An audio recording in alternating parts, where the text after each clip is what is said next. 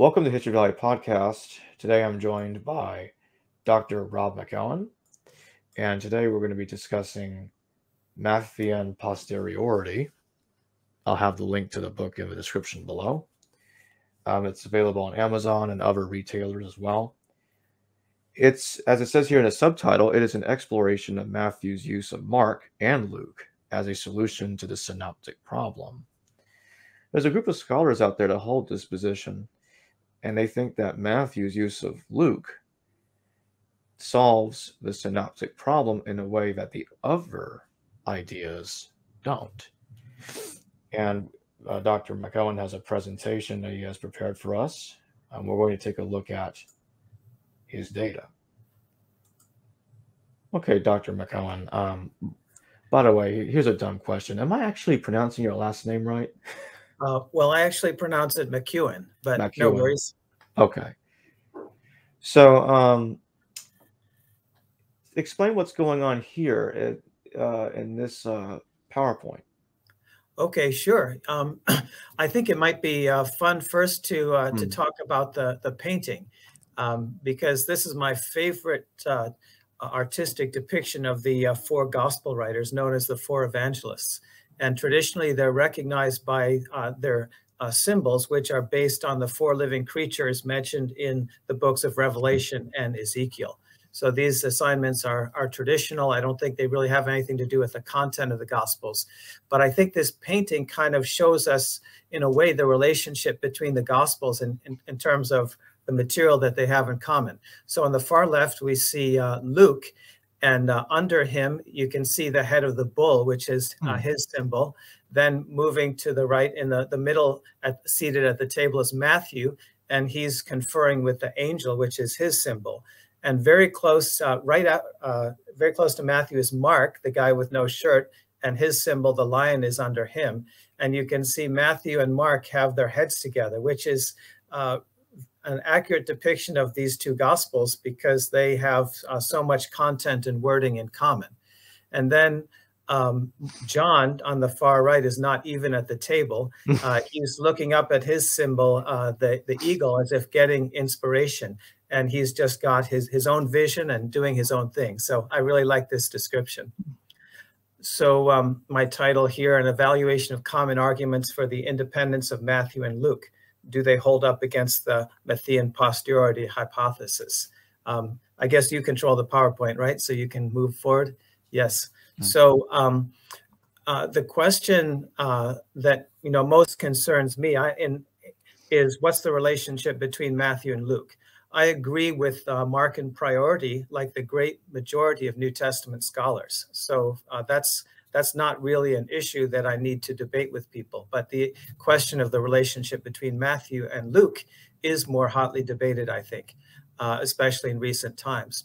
So the question, how can we account for the non-Markan material that they have in common? That material is usually called the double tradition. I sometimes abbreviate here it as DT. So there are three logical possibilities for the relationship between Matthew and Luke. You can see these in the next few slides. The first option is Matthew and Luke wrote independently.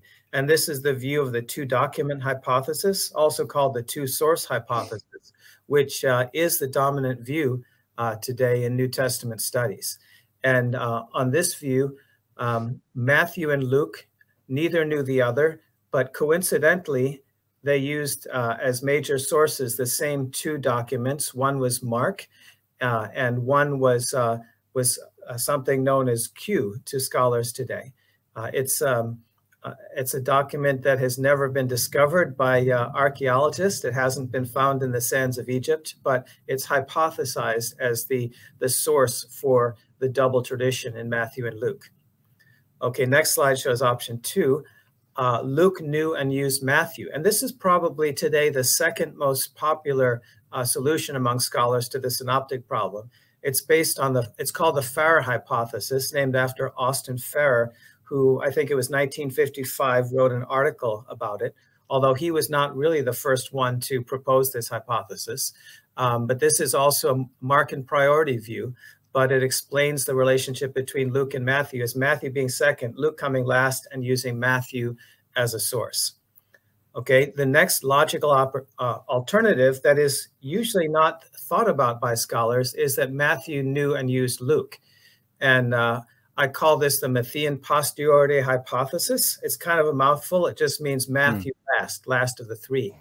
And this name for the theory was proposed by Ronald Huggins in an article in 1992. And so I've just stuck with his name for the hypothesis. Huggins was not the first person to propose it. It was actually first proposed by a guy named Gottfried Christian Storr in the 18th century, so very early.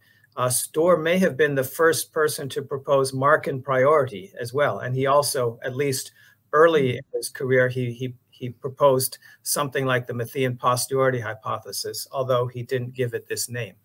So again, there's these three logical possibilities. However, many people don't think about this third option. They just debate whether Matthew and Luke were independent or whether Luke used Matthew. And it's often assumed, well, if Luke, if they're not independent, the only other option is Luke used Matthew. This third option is often not considered or even not thought about, although it has been proposed by various scholars, again, starting with the 18th century and on and off since that time. So another question related to ask is, how secure is the Q hypothesis?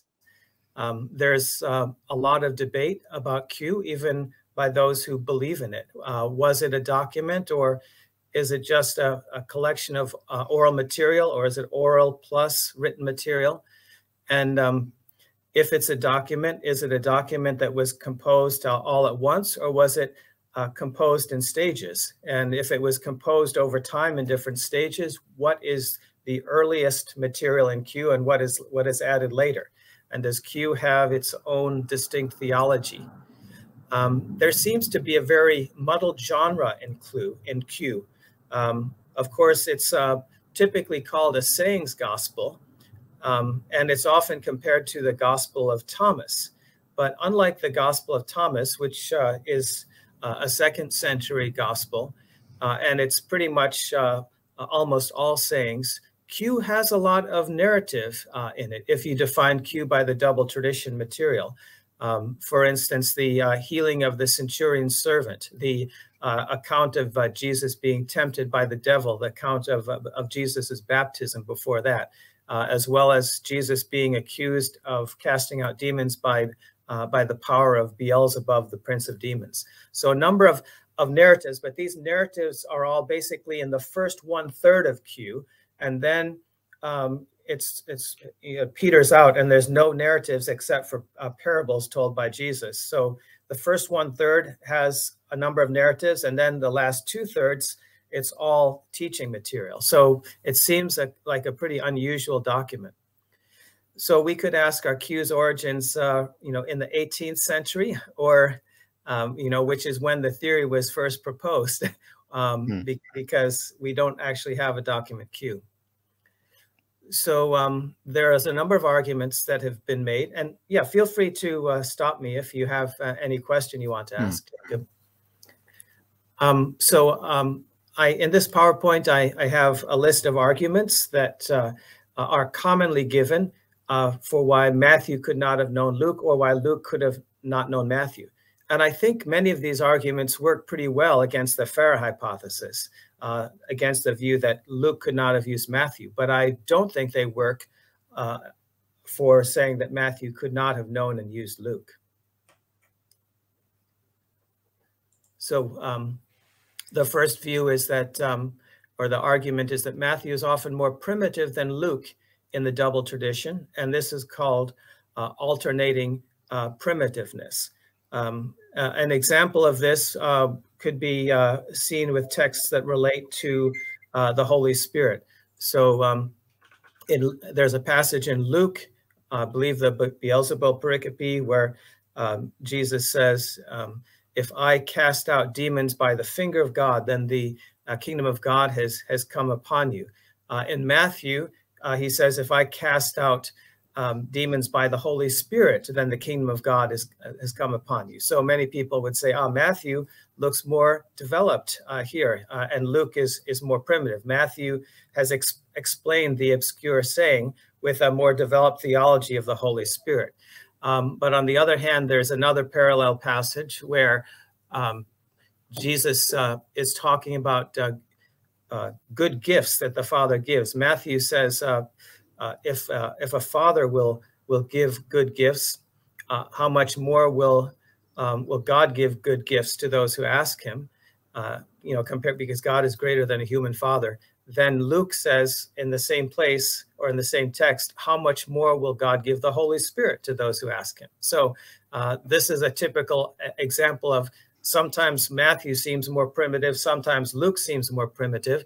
And that suggests that both of them are using a more primitive source, namely Q, and sometimes one modifies it and sometimes the other modifies it, and while the other gospel writer keeps it the same as what Q has. And that's also, of course, used as a way to reconstruct Q. Whenever there's a parallel text, you look for the more primitive reading. But my response to this is that one response is that Matthew's seemingly more primitive readings could be due to him knowing both Luke and Luke's unknown source. So when I deny Q or reject Q, I'm not rejecting any and all sources. I think there must have been a number of sources. We just can't reconstruct them. We don't have access to them. But Luke, in his prologue, says that he says that what he's writing is based on eyewitness testimony, and he also mentions other people before me have written accounts, and these are accounts of Jesus. So although Matthew used Luke, he might have used also a source that Luke also used. Next slide. So an example of this could be seen in the use of sources by Josephus, the Jewish historian. And of course, Josephus was familiar with, we think, the entirety of the Hebrew scriptures. And in 1 Kings, there's an account that Solomon gave 20 cities to Hiram, the king of Tyre. 2 Chronicles reverses that and says it was Hiram who gave cities to Solomon. Josephus, in his book Antiquities of the Jews, follows the account in Kings and says Solomon gave 20 cities to Hiram. So in this case, Josephus is adopting the more primitive reading of Kings. However, there's other places we know he uses Chronicles because he has material that, like stories that only come from Chronicles. So Josephus clearly knows both books. Now, and everyone pretty much agrees that 1 Kings was used as a source by the writer of Chronicles. Josephus knew and used both. So he uses both his source and his source's source. And I'm arguing that Matthew could have done the same. He could have used Luke. He could have sometimes used a source that both Matthew and Luke used. And that could account for Matthew sometimes taking using a reading that is more primitive than Luke. Now, that's one explanation. We could also sometimes ascribe this to oral tradition. I think oral tradition didn't die as soon as the first gospel was written down. It continued. And so Matthew sometimes could have been influenced by oral tradition that could have seemed more primitive than his written sources. Okay, another argument. If Matthew knew Luke, why is he so different from Luke in the genealogy, infancy narrative, and resurrection narrative, and many other things? My response here is that similar material is evidence of literary independence, but different versions are not necessarily evidence of independence. So what I'm saying is what really needs to be accounted for is the high degree of word-for-word agreement that Matthew and Luke, have in common. We would expect this agreement when one is using the other as a source. And as for their differences in material, that just proves that they were different writers. If Matthew is using a source, if anyone's using a source, he has to make some changes. He has to bring in his own material. He's going to modify things, or else he's not a different writer. He's just a copyist.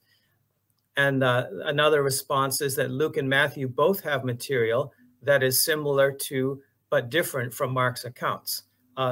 This is especially easy to see in Luke.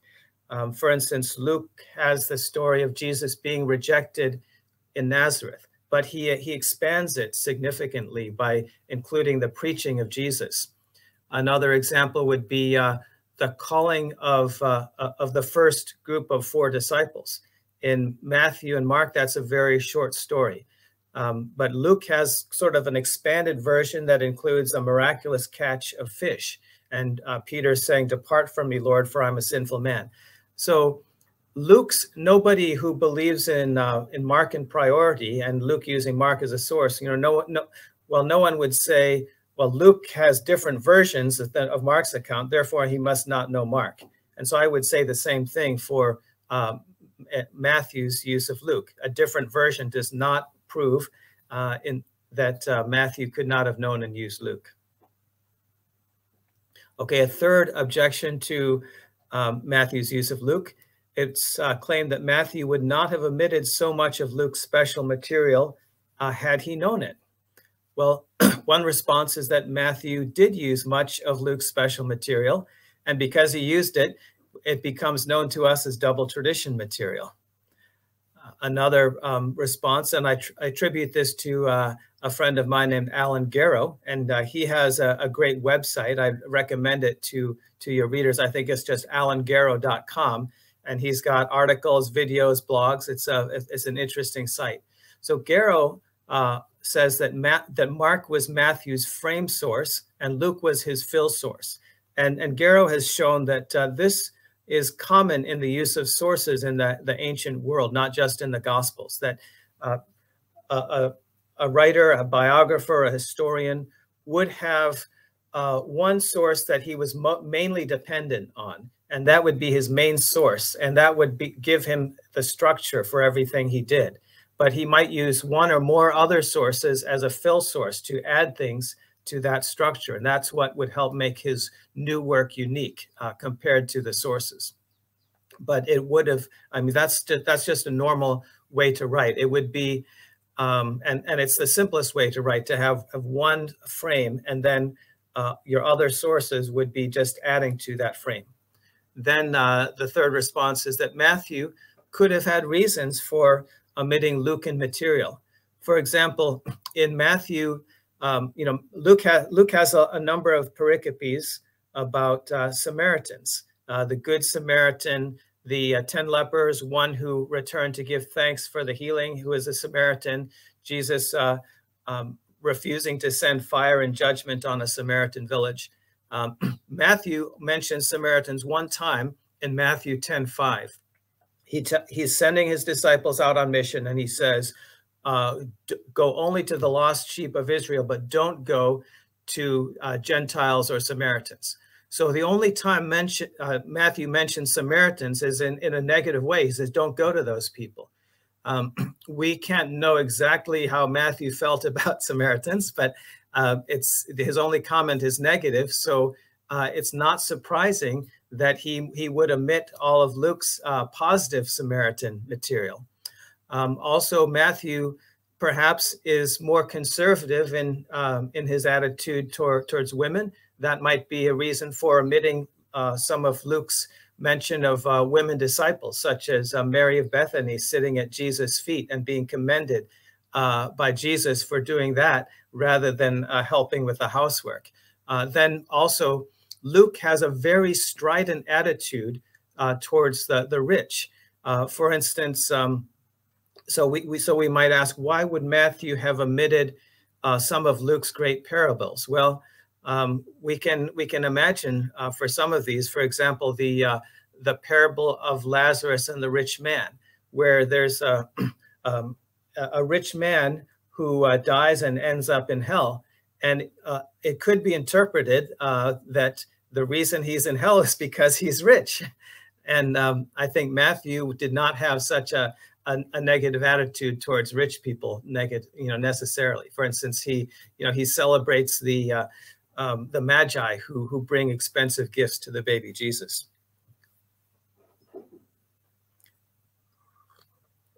Okay, the fourth point, maybe a somewhat similar argument to the third, is it's an objection that Matthew shows no awareness of Luke's special material. So not only does he not use his special material, but he doesn't even seem to know about it. But actually, there is some evidence that Matthew does know some of Luke's special material that he chooses not to use. And this is why a scholar named Heinz Sherman has found in Luke, has found Matthew having echoes of Luke. And that's caused him to assign 41 verses of Luke's unique material and said this must have been Q because Matthew has echoes of it. And so actually this is pretty similar. Whenever Q scholars expand Q, they take a lot more of Luke's special material to add to Q than and none or very little of Matthew. So you end up with a Q that looks more like Luke. And I would say, well, why not go further and just say Q and Luke are the same? Luke is Matthew's source. Okay, here's an example of Luke seeming to know stuff from Luke that he doesn't include. And that is that Matthew takes Luke's animal pit in analogy from one of Luke's Sondergut Sabbath healing stories and inserts it in a Mark and Sabbath healing pericope. Matthew and Mark each have only one story of Jesus healing on the Sabbath, and it's the same story. Luke has that story, and he adds two more, and in Luke 13 and Luke 14, and in each of these, we've got we've got this analogy of how you care for animals on the Sabbath. So Luke has this in his special material, but Matthew draws it in and puts it into his Markan material. So he seems to know about it. And let me just add, I'd like to read briefly something from John Kloppenborg, who believes in Q. He's a strong proponent of the two-document hypothesis. And this is what he says about this. Matthew 12:11 is a redactional addition to a Markan story. Luke 14:5, however, is integral to Luke 14:1 through 6 and cannot be separated from the story without destroying the story completely. Either 14:1 through 6, that's Luke 14:1 through 6, belong to Q, for which there's no proof whatsoever, or 14:5 alone belong to Q, and Luke created the story from the saying. The latter possibility is unlikely, since 14:5 by itself has no obvious point unless it is connected with another saying. So Kloppenborg is saying, I can't really solve this problem. I can't explain how this works on the Q theory, but it's not a problem for the Matthean Posteriority Hypothesis, because Matthew just saw this in Luke, decided not to follow Luke in multiplying Sabbath healing stories, but he did like this analogy of an animal in a pit and brought it into his own redaction of the Markan story. Okay, a fifth objection is that Matthew is unfamiliar with Luke's additions and changes to Markan material. Well, the problem is that we actually have a lot of evidence that Matthew is familiar with Luke's additions and changes to Markan material, but these are known as the minor agreements, where Luke and Mark agree with each other against Mark, and even stronger agreements, which are called the Mark-Q overlaps. And you can see that calling them Mark-Q overlaps is to kind of assume what you're trying to prove if you're Q theory, because you are saying, well, Mark happens in some cases to be having the same material as Q, and that explains how Matthew and Luke can agree against Mark here. A good example of that is the preaching of John the Baptist. But here's an example that is actually considered triple tradition. This is instructions that Jesus gives when he's sending his disciples out on mission. And I've highlighted two places where we have minor agreements.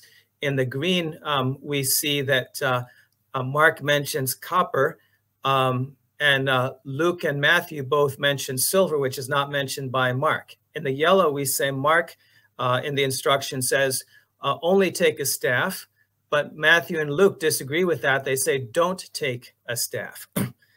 To me, what's most interesting is the material in green. Mark says, don't take copper. Luke says, don't take silver. And Matthew seems to combine it and adds gold. He says, do not take gold, nor silver, nor copper.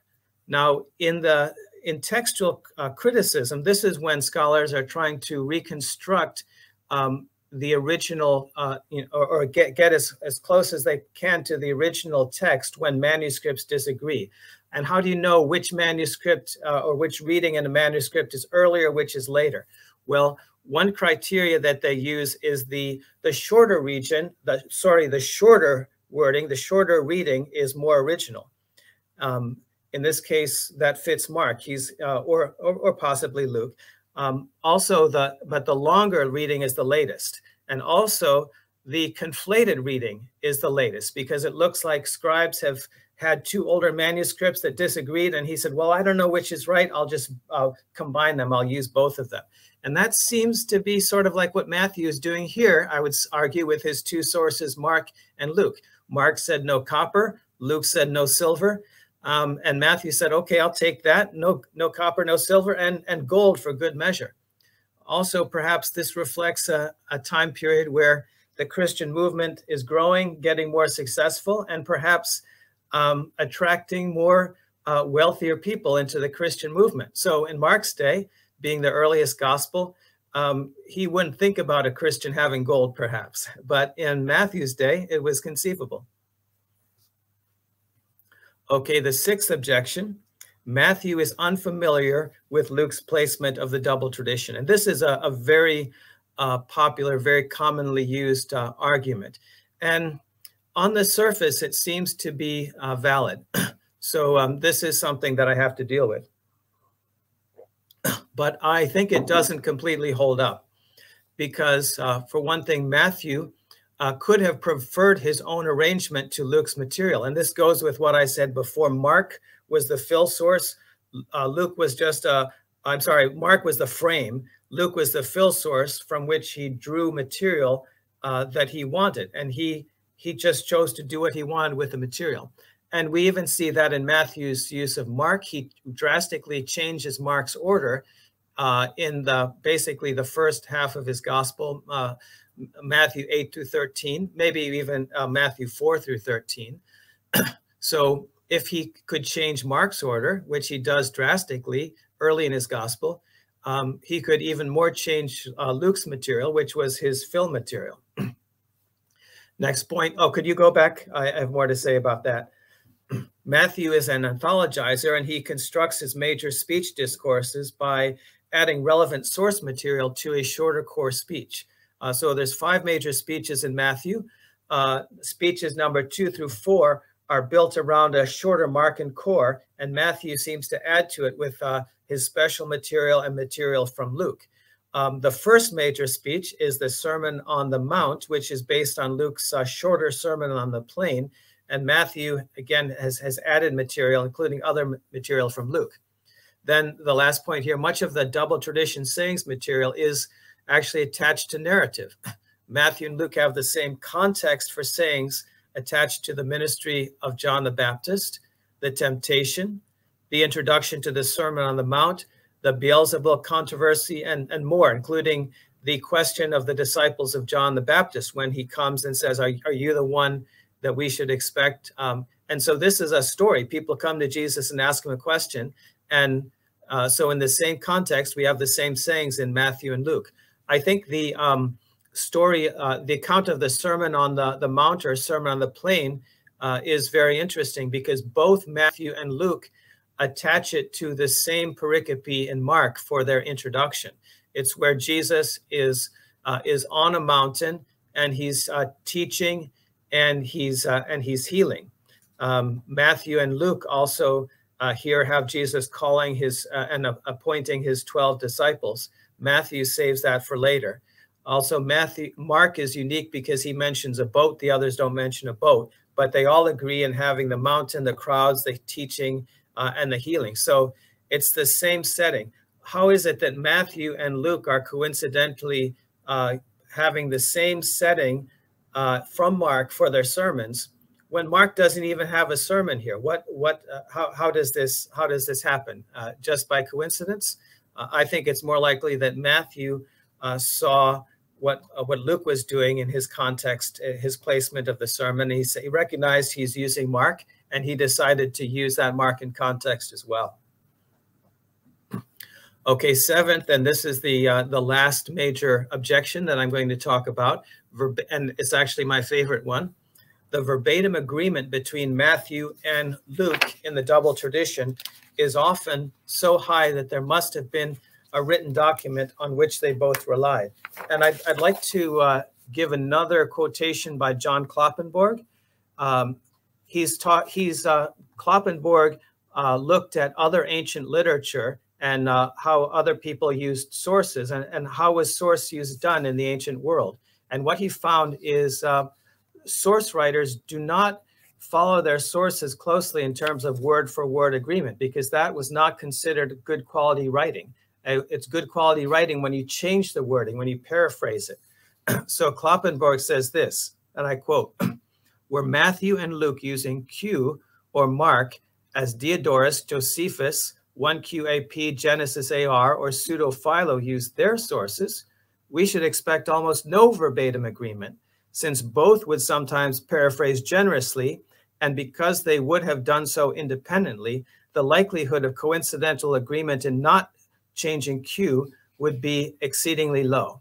So what Kloppenborg is saying is that the high agreement that we see between Mark, Luke, and Q, or Matthew and Luke's agreement in copying Q word for word in so many passages, as we see, it's just not what was done. It's unexpected. So for Kloppenborg, this is evidence that Q must have been a written document because the agreement is so close. I would say it proves even more than that. I agree with Mark Goodacre. He says it's too good to be Q. It proves that it wasn't a document at all, but it was just one evangelist using the other gospel as his source.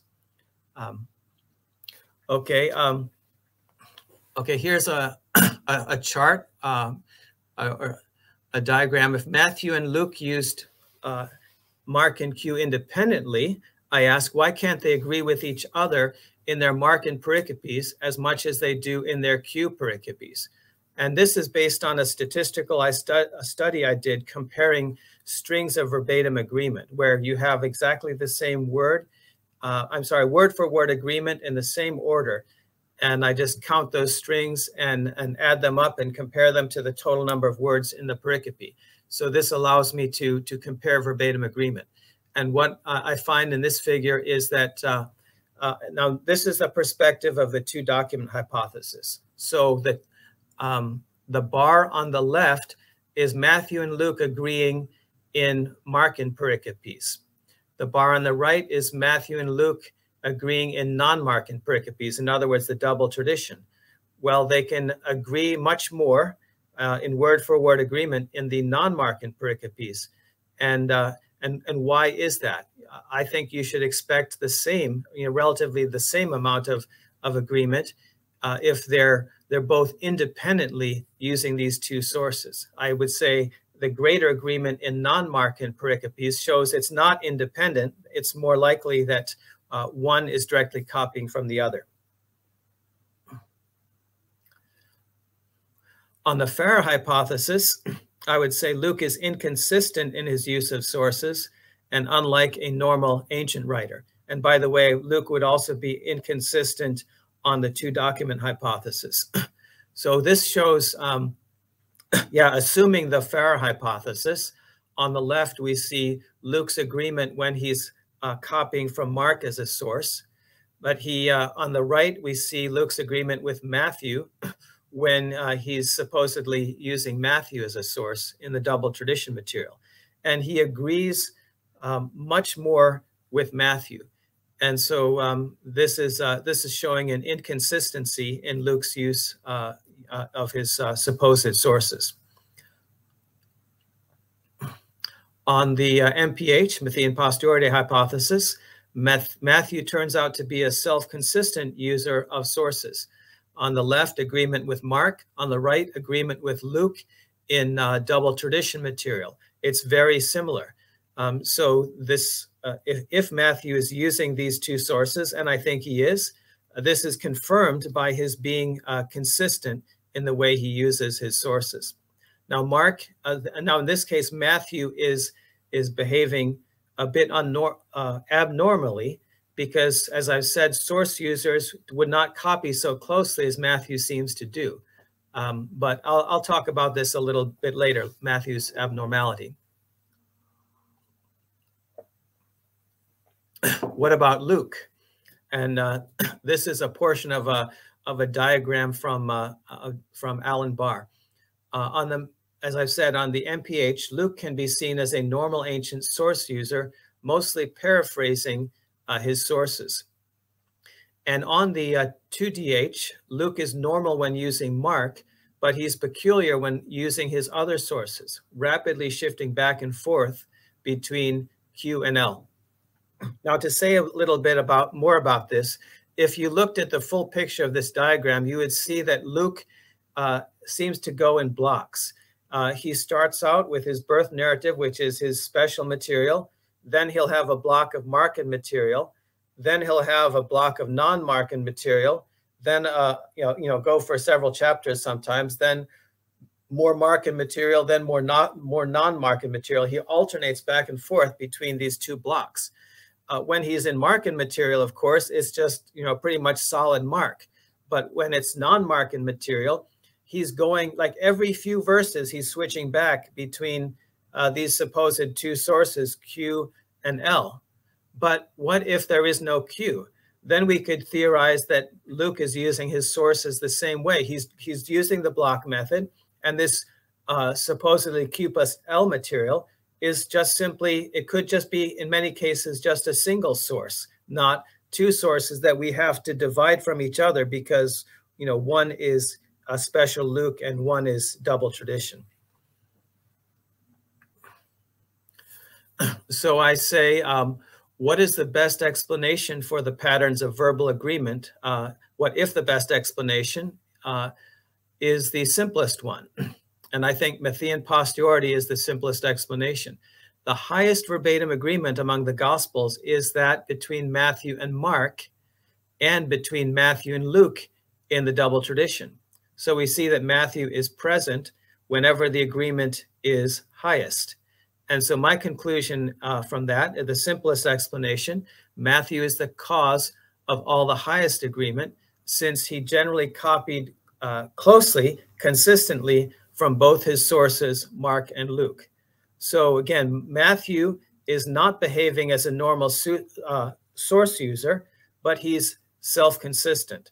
If we accept one of the other two hypotheses, to document or Farrer, we have to say at least two of the Gospels are being inconsistent. Sometimes in some of their sources, or maybe one of their sources copying very closely, in the other one, copying more distantly. But Matthew's consistent use of his sources, copying closely in both of them, is, I think, the simplest explanation. And it allows only one of the evangelists, rather than more than one, to be behaving unusually as an ancient source writer. And so we might ask, why would Matthew be doing this? Why would he be copying so closely? Well, this would fit well with Matthew being the third and last of the Synoptic Gospels, because I think as time went on in early Christian history, the the material, the earlier material, the gospel material, its wording became more respected. It became more canonical.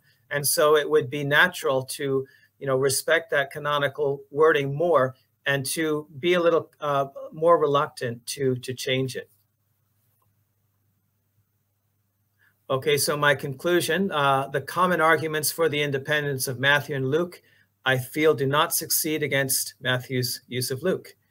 Then again, Occam's razor, Matthew's use of Luke is a simpler and more plausible explanation for the double tradition than the Q hypothesis, the two-document hypothesis. And I think the Matthew posteriority hypothesis best corresponds to what we know about ancient compositional practices. And that's something that scholars are putting more time into studying these days. What can we know by observing about how ancient writers compose their sources and how they, how they compose their documents and how they use sources? Yeah, so I have a few questions for you before we close. Do you agree with Dr. Batos Adam Jasinski's claim that Luke borrowed his Passover narrative of the Sabbath? The Sabbath, I meant to say, the Sabbath story of you have to be very careful of how you rescue that person in the pit, because you can't use tools because you can't work while doing that. And he was basically saying it looks like the Damascus document to him, what the Damascus document says in the Dead Sea Scrolls. In other words, he thinks that Luke got that story from the Damascus document. What do you think about that? Oh, the story about the animal in the pit? No, the man in the pit in Luke. Let's see. I'm not sure what the man in the pit story is in Luke, but I have read some of Bartos's work, and he has a lot of theories for earlier sources influencing the Gospels, the Old Testament. I think he sees some of the Gospels as rewriting the Samuel narratives or the David narratives from the Old Testament. I think he sees influence from Homer and other other sources. And I think I would not see that as such a strong, such a direct borrowing or such a direct influence as he often sees for these things. I think it just shows that there's, people are breathing a common air. They have similar mindsets, and that causes a lot of these similarities. I think it's not always direct borrowing. So I tend to think in terms of the Gospels, who's using who as a source. I don't spend too much time theorizing about, these other sources, potential sources. So in that case, when would you date the four Gospels? Well, I guess I would say that I don't have a dogmatic position on that, except, I think that once one was written, there had to be some, a period of a time, at least a few years passed for it to circulate and then be available to be used as a source for the next writer. So, if I suppose if Mark was written in the 70s, then maybe Luke in the 80s, Matthew in the 90s, perhaps then John at the very end of the first century. But I wouldn't have too much objection to moving those a few decades earlier. How do you feel about Dr. Bartos's claim that Matthew also not just used Luke, but he also thinks Matthew used Acts? Do you think the author of Luke also wrote Acts, and in that case, would that suggest Matthew's use of Acts or not? Well, I mean, it's not inconceivable that he could have known Acts and been influenced by it. Yeah, I guess personally, I don't put a lot of stock in that. I see, of course, very strong connections between Matthew and Mark, Matthew and Luke. Perhaps the connections to Acts are coincidental. How do you feel about Papias, the second century Christian writer, suggesting that Matthew's sayings of Christ are more orderly. So he's insinuating that there was an earlier text that he thought was disorderly. And he did suggest that someone called Aristo wrote a logoi between Mark and Matthew. Could that suggest that he was talking about Luke being in between Mark and Matthew? Do you think he was aware of that? It's hard to know about that because, you know, we only have fragments of Papias.